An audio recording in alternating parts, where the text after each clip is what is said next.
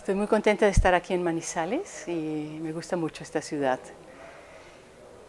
Mi charla era sobre el tema de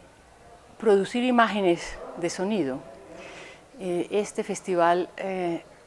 se ocupa sobre todo de imágenes en general,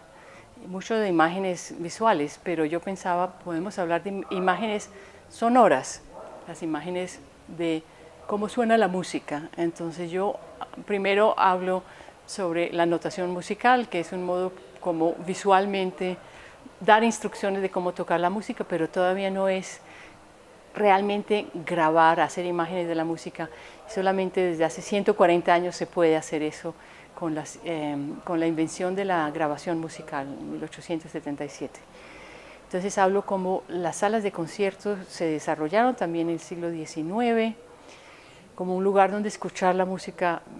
realmente muy bien, la música que hoy llamamos música clásica, música de cámara, música orquestal. Grandes coros se oyen, por ejemplo, en una iglesia, una catedral, y siempre la acústica suena un papel muy importante y los músicos se adaptan a cómo suena su música que están tocando y cómo va resultando el feedback de la acústica, y así van adaptando su manera de tocar. Después hablé conceptos muy generales sobre el sonido, lo que es el sonido directo, el sonido reflejado y el sonido más distante que llamamos reverberación. Mostré algunos ejemplos de una grabación con una arpa, violín y violonchelo, de cómo sonarían muchos micrófonos situados todos muy cerca a los instrumentos, cómo sonarían unos que colocamos un poco más lejanos y unos que colocamos para adaptar más la grabación a el modo como el sonido llega a los lugares un poco más lejanos. Y después hablé sobre acústica virtual y un proyecto de investigación y grabación que hicimos en la Universidad de McGill, mi universidad, en Montreal, en Canadá, y sobre los nuevos desarrollos de la música, de la grabación musical de manera más inmersiva, que se están usando más, por ejemplo, en el campo de los videojuegos ahora y también en el cine, por ejemplo, también se está usando mucho el sonido inmersivo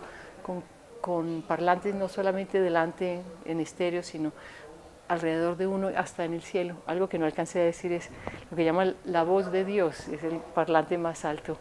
que se aplica en cine. Cuando yo estaba en el colegio andino, en el colegio alemán en Bogotá, tenía 16, 17 años, yo quería estudiar algo que pudiera combinar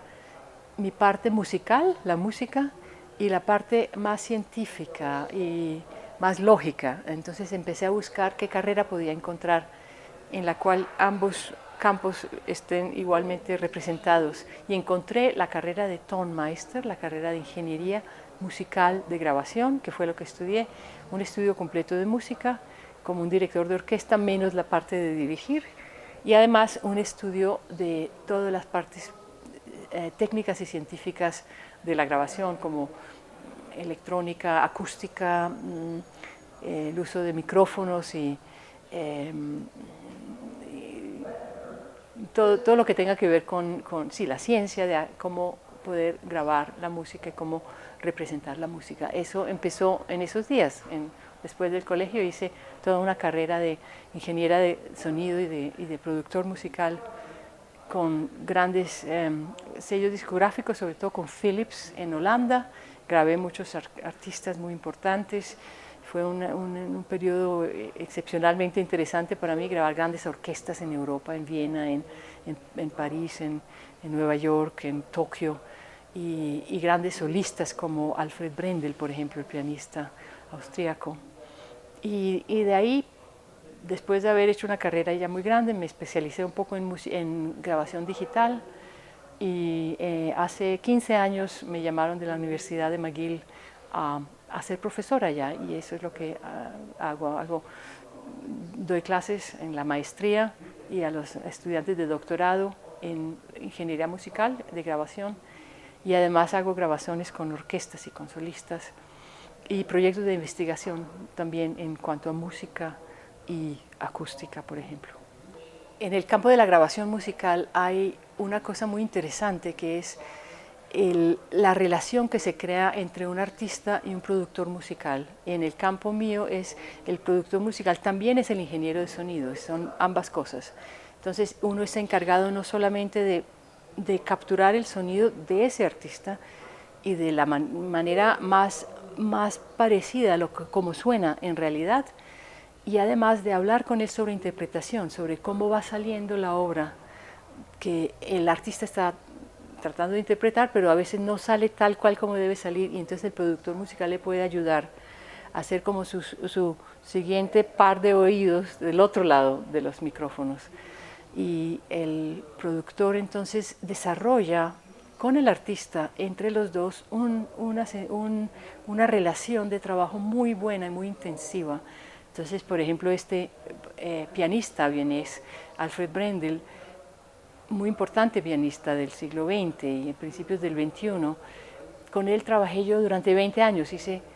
20 años de sus grabaciones, que es más o menos la mitad tal vez de todas sus grabaciones, y de esa manera realmente el productor acompaña al artista a realizar su música. No es mi música, es su música, es la música del artista que yo estoy tratando de ayudarle a que salga mejor como él la quiere.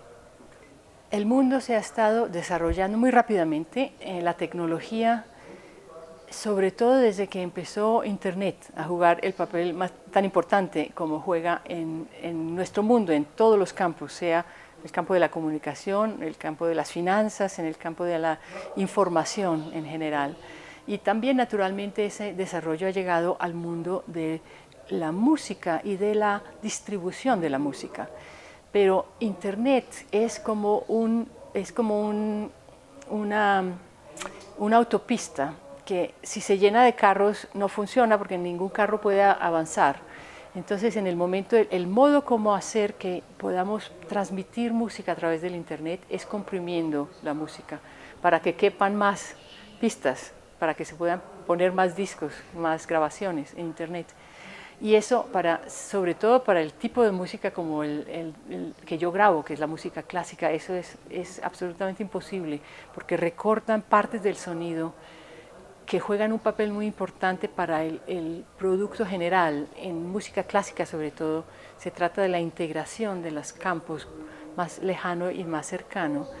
del sonido. Y si falta la parte lejana porque no cabe entre el nuevo formato, entonces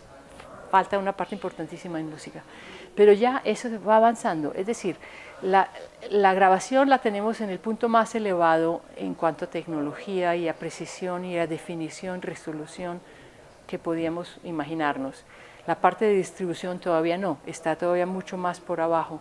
pero no hay que desesperarse porque ya ahora hay lugares en Internet donde se puede pedir la distribución de música en formatos más parecidos a los que estamos grabando, por ejemplo, de alta resolución. Y eso yo creo que es una cuestión de tiempo hasta que podamos transmitir la música en calidad completa para ciertas cosas, no para cualquier cosa, cualquier musiquita que uno necesite, pero sí para una grande sinfonía de Mahler necesitamos escuchar la música completa y no recortada.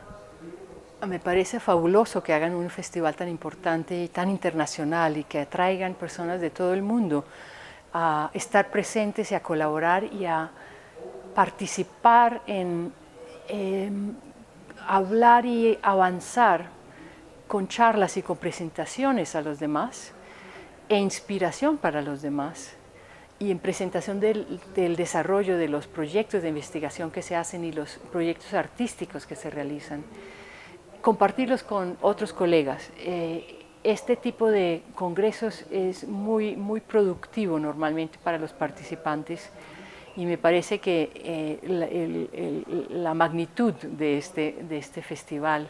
aquí en Manizales es exorbitante, es fabuloso. Uno no sabe a dónde ir porque hay tantos programas tan interesantes que querría uno estar participando en todos. Entonces pienso meterme a lo que pueda y